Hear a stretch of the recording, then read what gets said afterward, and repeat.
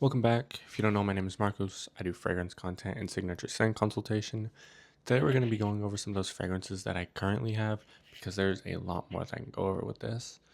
But the fragrances that really make you feel like and wish that summer wasn't so hot and it just lasted forever. First up, we have my two from Prisma, this being Kiss the Moon and Amethyst. Kiss the Moon is actually the one I wore today because it can really fit into any occasion, but it's just perfect for summer. It's a very champagne-y, sort of slightly sweet, um, grapey sweet, but more like green champagne grape sweet with this like slight woody background. And then as it opens up, it just gets brighter and even cleaner and more refreshing without smelling, super basic clean or super woodsy or super sweet. It just stays in the same tone the entire time. As for Amethyst, this is the more popular one of the two. Um, I'd say the most popular out of the entire brand, really. It's not even just me saying it, it's just a common, it's a real thing. It's often described as more of a blueberry muffin, but to me, the sugar and the strawberry and the, I believe, peach and vanilla all go hand in hand in making it this sort of high chew sort of scent where it's very candy like, but at the same time, you can wear it in most situations and it won't be too sweet and it won't be too much and it'll be just great and refreshing and clean without, really being a clean or refreshing type of scent. It's just going to be sweet and a little bit playful. This next one is one of the only designers we're going to be putting on this list. Of course, it being JPG's Paradise Garden. For me, it's honestly one of the only ones out of the entire brand that I really like, although I haven't tried most of the Scandals. But most of the LeBeau line, of course, apart from this, and I haven't tried the newest one, just are too sickeningly sweet and not enjoyable. And then from the Lamel line, it's the same thing but with a nasty lavender on it, and I'll just never be able to get behind it. But when they went into the room and designed this one with its beautiful coconut and minty approach, to me it smells like, one of the highest quality niche things that, would be super experimental, and yet it's not. It's one of the most readily available fragrances you can get on the market if you just go looking in, Sephora, Ulta, or Dillard's or mall, wherever you're shopping. Even online, it's so easy to access and it's not even a crazy expensive fragrance, but it is the perfect summer scent. At least for me, I genuinely think it's one of the best of all time, at least in terms of being unique but very mainstream. Let's get on to the next one and, get deep again. This next one is the closest thing we're going to have to a dupe on this list, but it's more of an inspiration and, you know, a real take on something else. This is Vision from Everest Fragrances. Um, it's originally supposed to be inspired by imagination, hence the name Vision, but it takes it in a much different direction.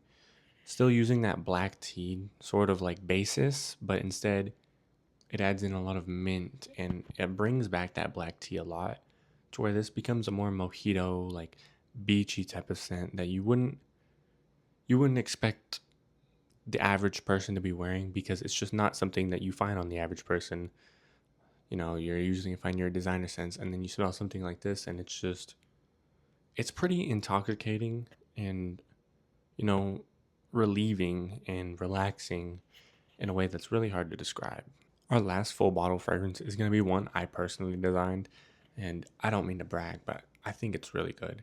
This is Studio. I made this at Olfactory NYC, which, if you don't know, they're a custom scent bar.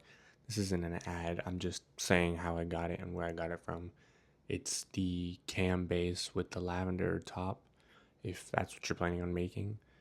Anyways, this is meant to be inspired by a studio apartment. If you go on to like stock images or whatever and you look up studio apartment, it's gonna be very empty, sort of concretey, and there's always gonna be that super plush, comfy looking white bedding, and that's exactly what this is meant to be. It's got sandalwood and fig and lavender, so it's a very clean but um, relaxing and nice sort of spa type of scent, I guess you could say. And for some reason, I really don't know, but it kind of has this banana sort of note to it, or a chord, or just scent to it. And it makes it just a little bit nicer because I've always loved bananas and associated them with more as like a relaxing type of fruit. You know, you get a strawberry banana smoothie and you're not, you know, the strawberry is more of the punch and then the banana's there. And you get what I'm saying, I'm sure. Anyways, let's get on to the next ones. This next one is going to be our only travel size fragrance. So this right here is Irrelevant from Niv Red Fragrances. This is definitely going to be the smallest brand we have on this entire list. Um, I believe they're out of Dallas, but I can't remember exactly. Anyways, they have two fragrances. I think it's D Omari or Omari. And this one, I picked up this one because I like it a little bit more. It's much more noticeable and powerful.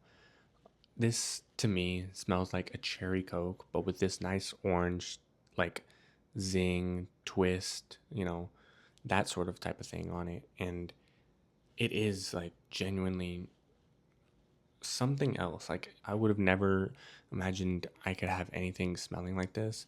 It's hard to wear for me because I think the Coke part is a little bit strong compared to the cherry and the orange, which I'm sure aren't really even notes. I think orange is, but I don't think cherry is.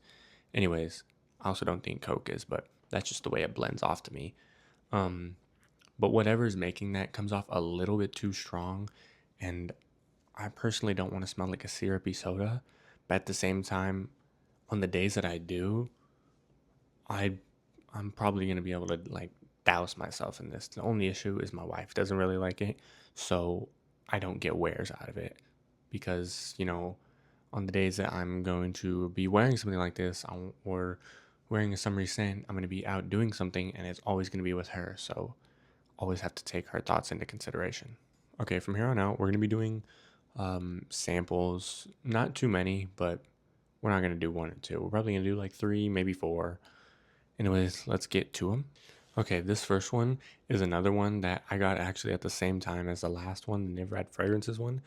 I recently went to the Dallas Fragrance Experience, which, if you haven't seen my video on that, go into my account, scroll through, go down to that.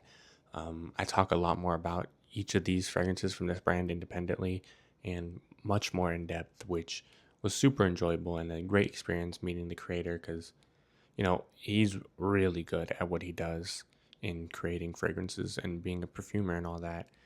Um, Anyways, this comes from the Society of Scent, and it is Florida Oranger. Yeah, which I mean, you know, it's very light, refreshing, sort of orange peel scent with a very bright and beautiful floral note, and it's more of like a white and yellow floral.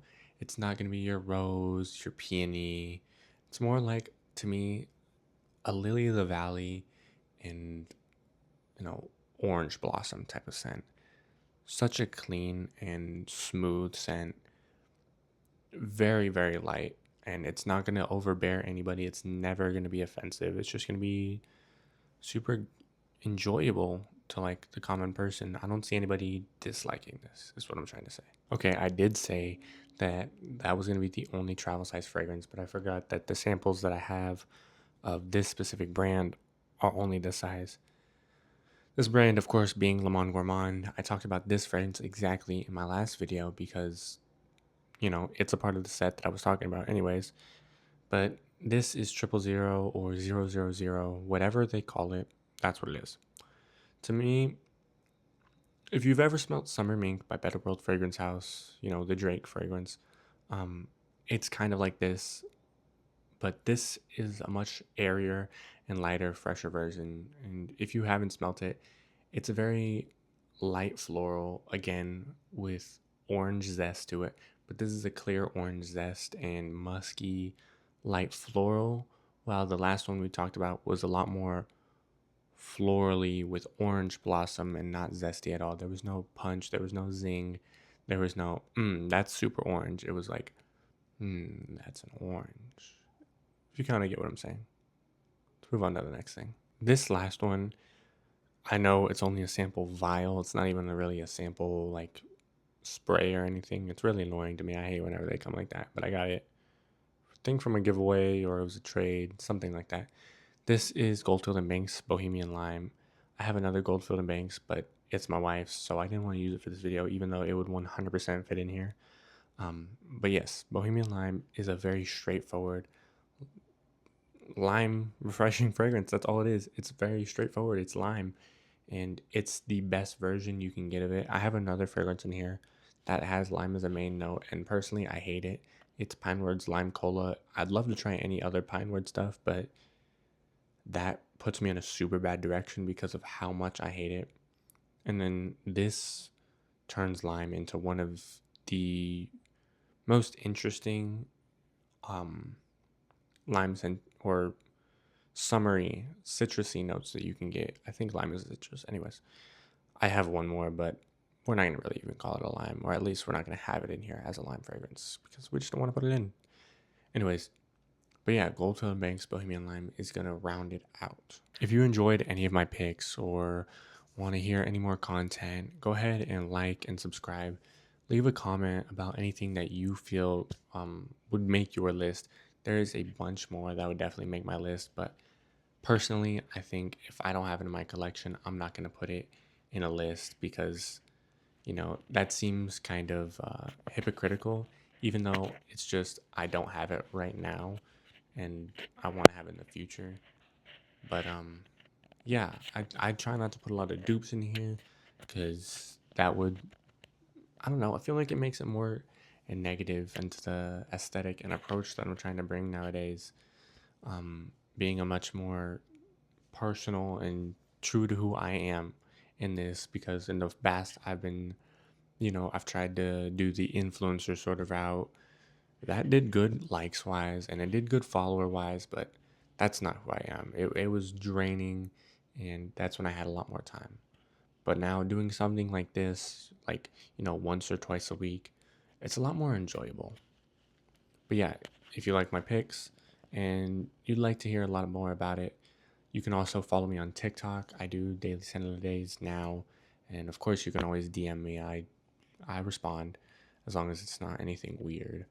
Um, but yeah, like, subscribe, turn your notifications on. I post every Monday on YouTube at least.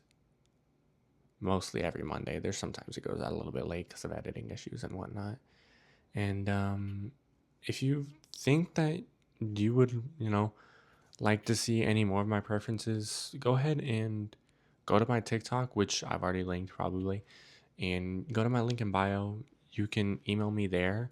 Um, if you're in the southern Texas area, I do signature scent consultation, and I'd love to take you around and do my one of my side jobs and find your signature scent the best way we can.